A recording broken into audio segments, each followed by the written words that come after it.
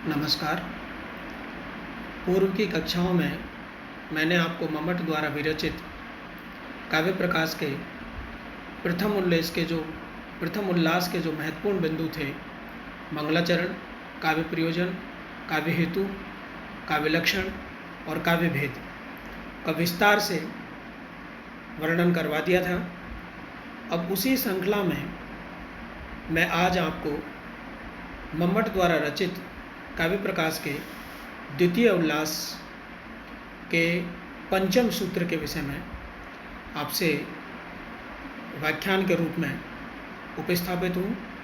क्रमेण शब्दार्थयो स्वरूपम आह। ये शब्दार्थ के स्वरूप को यहाँ पर बता रहे हैं। शब्दार्थ के स्वरूप का तात्पर्य है कि मम्मट ने अपने काव्य लक्षण में तददोषौ शब्दार्थौ सगुणा वनलंकृति पुनः क्वापि, ये मम्मट का काव्य लक्षण था। मम्मट ने अपने काव्य लक्षण में शब्द और अर्थ रूपी शरीर काव्य के विशेषण बताए थे, और काव्य के विशेषण बताए थे कि उसमें दोष नहीं होना चाहिए, उसमें गुण होने चाहिए, और अलंकारों की उपस्थिति और अनुपस्थिति दोनों के विषय में उन्होंने बात की थी। तो मम्मट का जो काव्य लक्षण है, अर्थात मम्मट का जो काव्य स्वरूप है, विद्वान ये कहते हैं कि मम्मट का काव्य स्वरूप या मम्मट का काव्य लक्षण की व्याख्या काव्य प्रकाश है। ये मम्मट का जो काव्य लक्षण है वो संपूर्ण काव्य प्रकाश में चक्र की भांति घूमता रहता है। यानी कि जिन शब्दों का चयन मम्मट ने अपने काव्य लक्षण में किया है, उन शब्दों की व्याख्या करते करते ही उनके काव्य प्रकाश की पूर्ति हो जाती है। तो शब्दार्थो ते शरीरम, शब्द और अर्थ उसके शरीर है, ये भामे की पंक्ति है। भामे का ये वहाँ से मम्मट ने लिया और उन्होंने कहा कि शब्द और अर्थ जो उसका शरीर है। तो अब आपको द्वितीय उल्लास में मम्मट बताना चाहते हैं कि शब्द और अर्थ जिस काव्य का शरीर है वो शब्द और अर्थ क्या है। तो स्याद वाचको लाक्षणिक है शब्दों अत्र व्यंजक त्रिधा। मम्मट कहते हैं कि वाचक, लाक्षणिक और व्यंजक, इस प्रकार से 3 प्रकार के शब्द होते हैं। यही इनका क्रम है, वाचक शब्द, लाक्षणिक शब्द और व्यंजक शब्द। अत्रेति काव्ये, इस प्रकार से काव्य में ये 3 प्रकार के शब्द हैं, और एषां स्वरूपम व्यक्षते, और इनके स्वरूप को आगे कहा जाएगा। और इन 3 प्रकार के शब्दों से 3 प्रकार के अर्थ निकलते हैं। वाच्यादयः तदर्था शु, वाच्य आदि इनके अर्थ हैं क्रमशः। वाचक शब्द का वाच्यार्थ है, लाक्षणिक शब्द का लक्ष्यार्थ है, और व्यंजक शब्द का व्यंग्यार्थ है। वाच्य, लक्ष्य, व्यंग्यः। तो मम्मट ने यहाँ पर शब्द की बात की और शब्द 3 प्रकार के बताए, वाचक, लाक्षणिक और व्यंजक, और तीनों प्रकार के उन शब्दों से 3 प्रकार के अर्थ होते हैं, वाच्यार्थ, लक्ष्यार्थ और व्यंग्यार्थ। इसी अर्थ की प्रक्रिया में तात्पर्यो अर्थो अपि केषुचित्, ये बहुत ही महत्वपूर्ण जो इनके सूत्र है मम्मट का शब्दार्थ के बोधन में, ये बहुत ही महत्वपूर्ण है। और प्रतियोगी परीक्षाओं की दृष्टि से या विश्वविद्यालय परीक्षाओं की दृष्टि से बहुत ही महत्वपूर्ण है। तात्पर्य अर्थो अपि केषुचित्। मम्मट ने कहा कि वैसे तो 3 प्रकार के शब्द होते हैं और 3 प्रकार के अर्थ होते हैं, लेकिन इस शब्द और अर्थ के विषय में केषुचित्, कुछ विद्वान लोग, अन्य कुछ विद्वान तात्पर्य को भी अर्थ मानते हैं।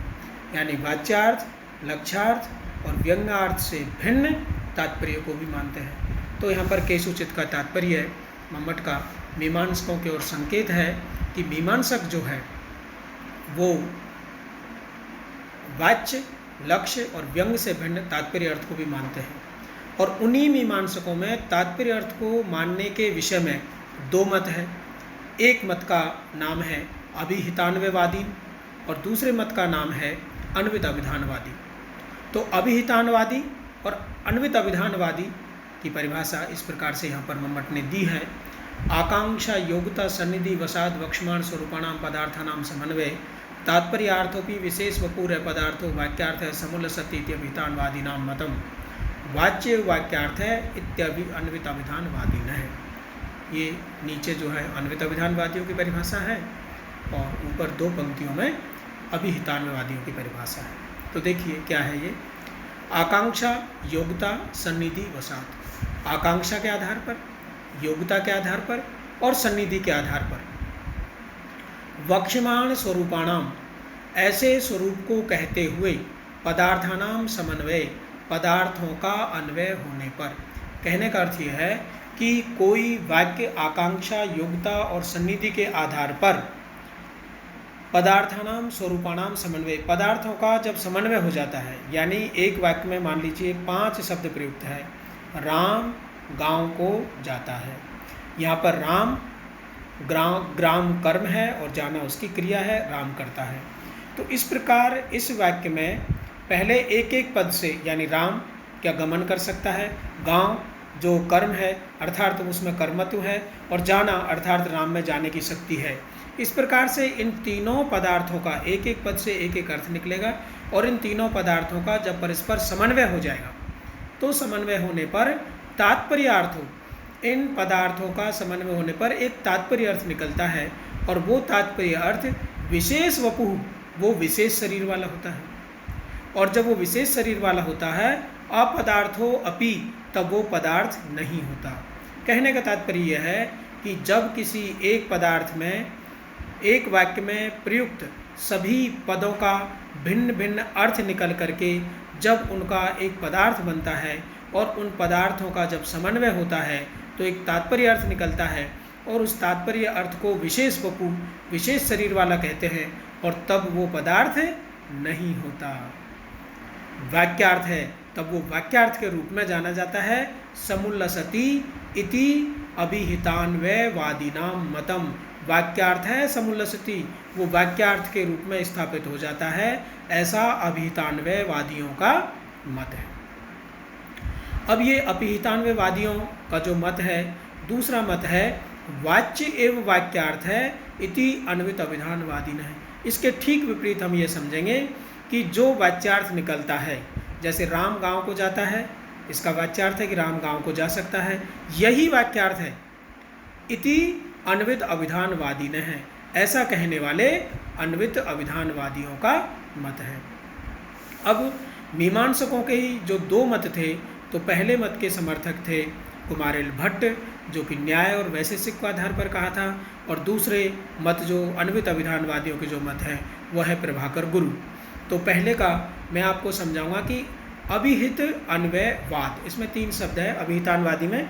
अभिहित अन्वयवाद, अभिहित का तात्पर्य है पहले अभिधा के द्वारा जो कहा गया है, यानी अभिधा पहले शब्द को कहती है, और अभिधा पहले वाचक शब्द से अपने शब्दार्थ को या पदार्थ को कहती है, और तत्पश्चात अभिधा के पदार्थ को कहने के पश्चात अन्वय होता है, और पदार्थानाम समन्वय, और उन जब पदार्थों का समन्वय हो जाता है तब एक तात्पर्य अर्थ निकलता है, और वो जो तात्पर्य अर्थ होता है वो विशेष शरीर वाला होता है, और तब वो पदार्थ से भिन्न होता है। अपदार्थो अपि, पदार्थ से भिन्न भी होता है, वाक्यार्थ है समुल्लसति, और फिर उसे हम वाक्यार्थ भी कहते हैं।